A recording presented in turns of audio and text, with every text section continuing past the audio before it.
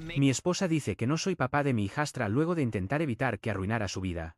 Después de 12 años tratándola como mi propia hija.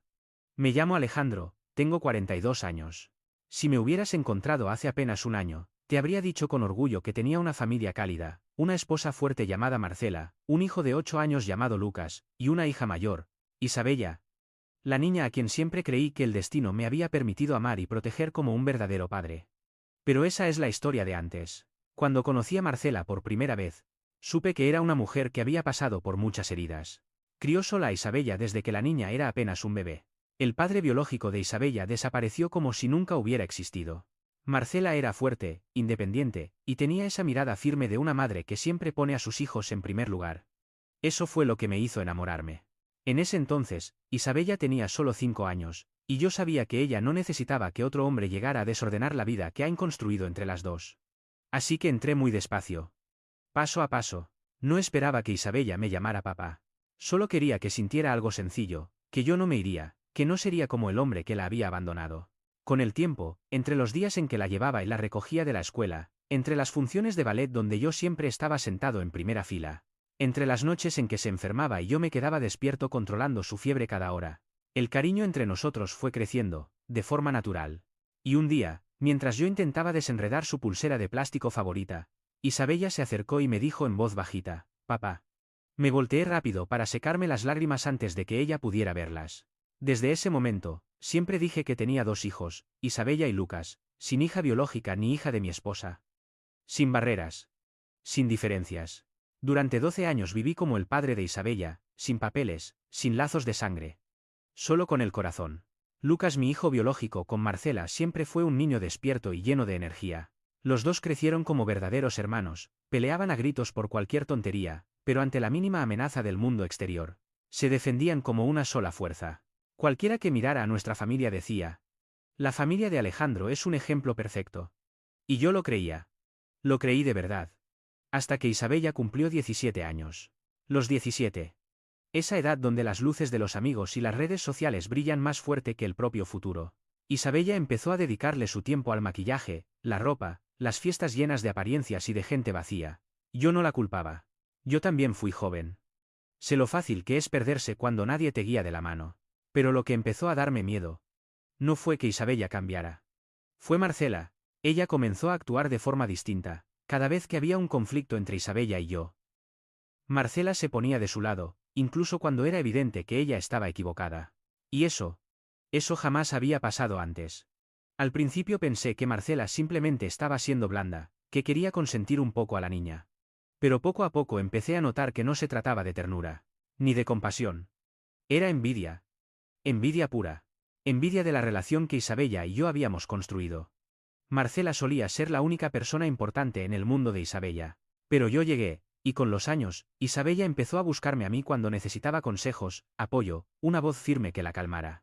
Marcela comenzó a sentirse desplazada, como si ya no fuera la persona número 1 en la vida de su hija.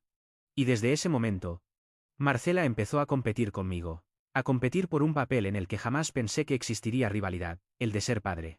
Una competencia silenciosa y devastadora. Recuerdo claramente la primera vez que me di cuenta de que algo no estaba bien. Isabella tenía un examen importante, así que le dije, primero estudias, y después puedes ir a la fiesta.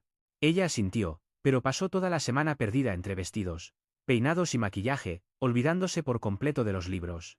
Justo antes de salir, quise repasar con ella, y casi no pudo responder nada. No tuve opción. Tuve que decir que no. Isabella estalló. Gritó, lloró, eslamó la puerta. Y entonces entró Marcela. Pensé que vendría a apoyarme, a ayudarme a corregir a la niña. Pero no. Déjala ir, Alejandro. Solo quiere relajarse un poco. Me quedé helado. Esa era la misma mujer que antes era tan estricta con cada paso que daba Isabella. Mantuve mi postura.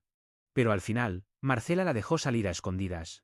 Y al día siguiente, como era obvio, Isabella reprobó. Marcela se enfureció, pero no con ella. Se volvió contra mí, ¿ves? ¿De qué sirvió prohibirle las cosas? Me quedé en silencio. De repente, cualquier palabra que pudiera decir ya no tenía sentido para nadie. Pero eso ni siquiera fue lo peor. La verdadera tormenta llegó un tiempo después.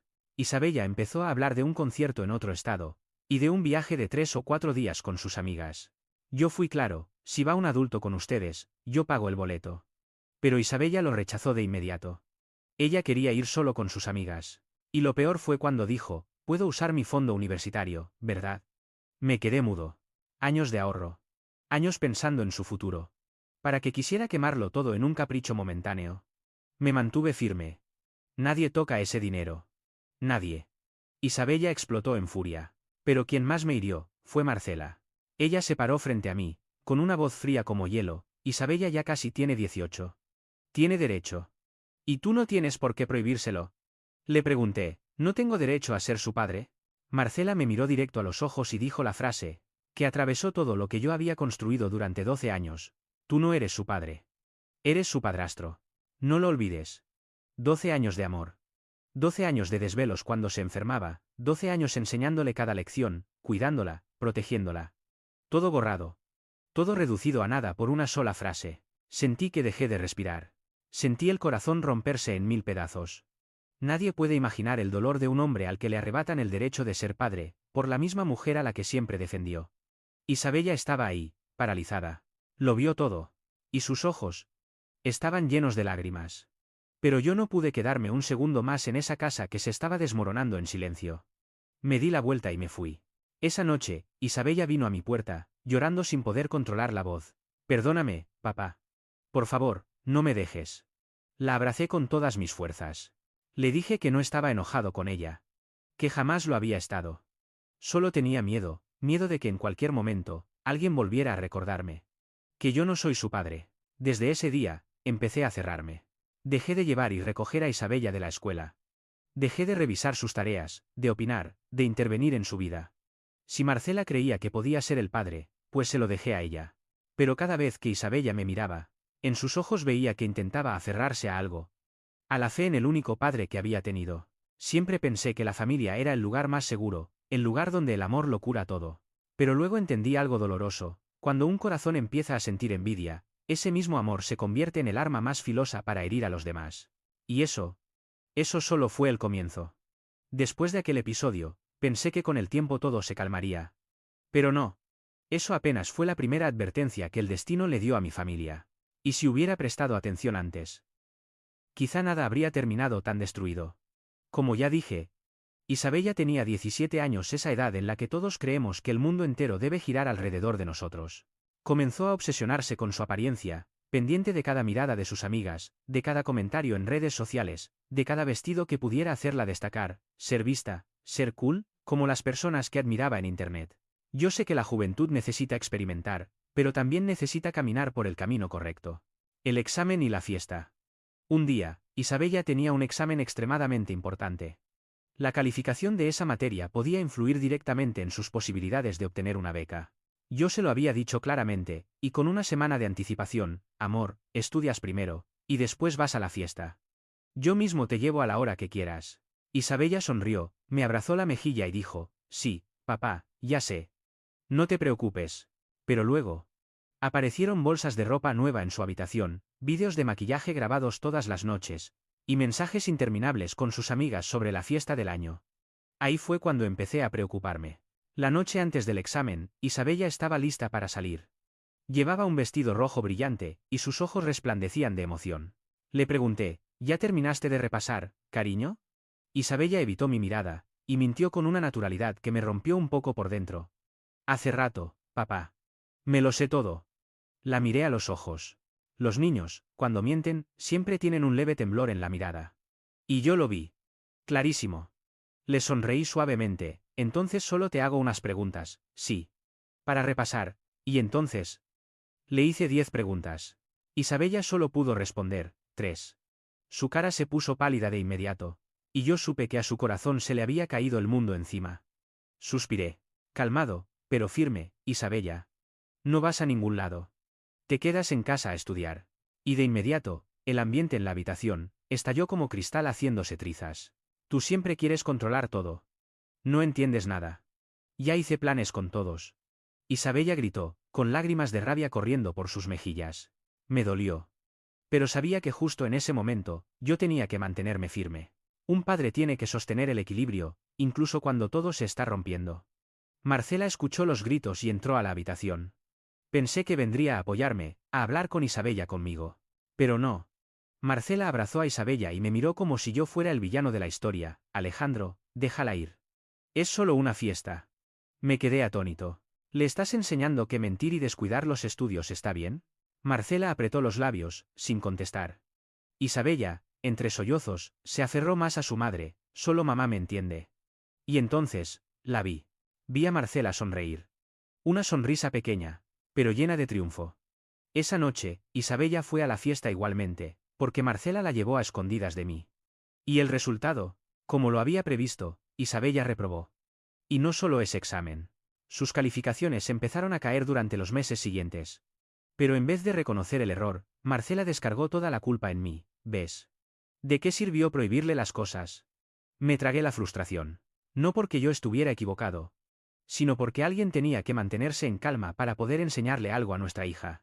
Pero Marcela eligió convertirse en la mejor amiga de Isabella, no en su madre de verdad. El viaje al concierto, y la campana que anunció el fin. La siguiente crisis llegó más rápido de lo que imaginaba.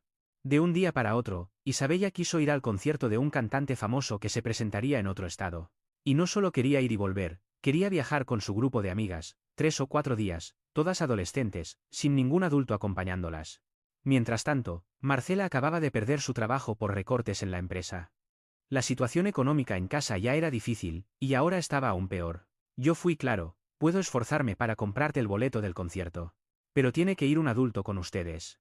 Isabella abrió los ojos como si la hubiera ofendido, no soy una niña. Mamá también dice que ya soy grande.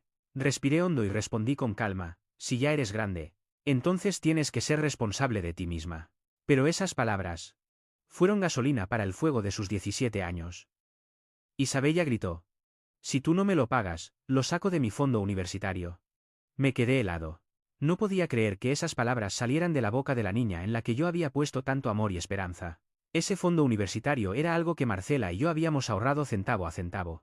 Era nuestro orgullo, un pedacito del futuro que soñábamos para Isabella. Le respondí con voz dura, no. Absolutamente no. Ese dinero no es para que lo desperdicies en un viaje absurdo. Isabella rompió en llanto. Pero el dolor más grande, no vino de ella. Marcela se interpuso entre nosotros. Puso la mano en el hombro de Isabella y me miró. Y esa mirada, ya no era la de una compañera de vida. Era la mirada de una rival. La frase que mata a un padre. Marcela habló despacio, cada palabra como un cuchillo entrando directo en mi pecho. Tú no tienes derecho. Tú no eres su padre. Se me cortó la respiración. Marcela dio un paso más, subiendo la voz, eres solo su padrastro. No lo olvides. El sonido de la casa desapareció. Solo escuché el crujido de mi propio corazón rompiéndose. 12 años de enseñanzas. 12 años cuidando cada comida, cada fiebre, cada noche en vela. 12 años creyendo que había llenado el vacío en la vida de Isabella. Todo, borrado. Borrado por una sola frase. Tú no eres su padre. Esa frase. Sé que la escucharé en mis pesadillas por el resto de mi vida. Miré a Isabella. Estaba aterrada, sorprendida. Ella nunca quiso que todo llegara tan lejos. Pero las lágrimas de la adolescencia no pueden deshacer las palabras que ya fueron lanzadas. Di un paso atrás. Aunque el dolor me dejara sin aliento. Retrocedí. Está bien. Desde ahora, ya no me voy a meter. Me di la vuelta y me fui. Tenía miedo de que, si me quedaba un segundo más, iba a romperme frente a mi hija. Un padre que se retira. Empecé a alejarme del papel de padre para Isabella. Evadí todo contacto. Ya no la llevaba ni la recogía. No revisaba sus tareas. No le preguntaba si había dormido bien. Pensaba que, si en los ojos de Marcela yo ya no era su padre, entonces no tenía sentido seguir luchando por un lugar que no me querían dar. Pero Isabella se quedó atrapada entre dos mundos. No entendía por qué yo me alejaba. No sabía que había hecho mal. No comprendía por qué su papá ya no la abrazaba como siempre. Esa noche, mientras yo estaba sentado en mi escritorio, escuché un golpe en la puerta. Suave, pero tembloroso. La puerta se abrió. Isabella estaba allí. Los ojos rojos, la cara manchada de lágrimas. Con voz pequeña, dijo, papá. Lo siento, yo no dije nada. Solo escuché. Isabella corrió hacia mí y me abrazó con tanta fuerza como si temiera que, si soltaba, yo desaparecería. No quiero que te alejes de mí. No quiero perderte. Ya no quiero ir al concierto. Solo no me odies. No me abandones. Cada palabra fue como una puñalada directa al alma. ¿Cómo podría odiar a la niña que he amado más que a mi propia vida? La abracé y le dije, mi niña. Nunca he estado enojado contigo. Solo tengo miedo. De que alguien no me deje seguir siendo tu papá. Isabella rompió a llorar, gritando, no. Tú eres mi papá. No necesito a nadie más. Y en ese momento, supe que yo no estaba equivocado. La sangre no hace a un padre. El amor lo hace. El mundo entero puede llamarme como quiera. Mientras Isabella me siga llamando papá, yo seguiré siéndolo. Yo creí que, después de esas lágrimas de reconciliación, nuestra familia volvería poco a poco a la normalidad, pero me equivoqué. Eso solo fue la calma antes de la tormenta más grande. Marcela empezó a volverse distante. No hablaba conmigo. Pasaba horas encerrada en la habitación, o salía por largos periodos y regresaba entrada la noche.